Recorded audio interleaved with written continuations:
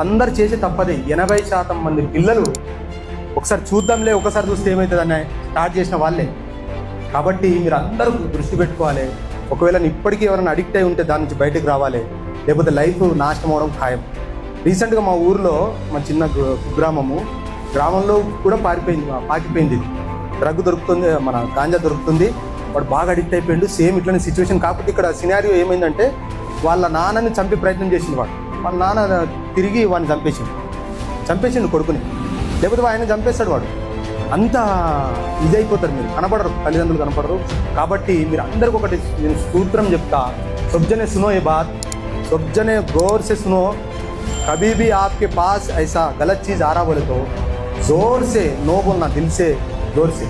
అందరు కూడా ఇలాంటి విషయాలు మీ దగ్గరకు వస్తున్నాయంటే గట్టిగా నో అనాలి. అది అలవాటు చేసుకోండి. ఇది నేను జోక్గా చెప్తలేను. ఈ నో అనే వాటిని కనుక మీరు మైండ్లో పెట్టుకుంటే మీ దరిదాపులో కూడా రాదు. మీరు ఎక్కడికన్నా బొండి, పబ్బుకు బొండి, ఎక్కడ బొండి, ఏదన్నా బొండి, అక్కడ ఆ సిచ్యువేషన్ వచ్చిందంటే గట్టిగా నో అనాలి. ఏమనాలా? గట్టిగానండి, గట్టిగా.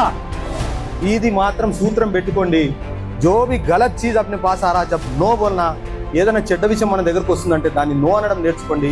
మీ భవిష్యత్తు చాలా బాగుంటుంది. అందరికీ ఆల్ ద బెస్ట్.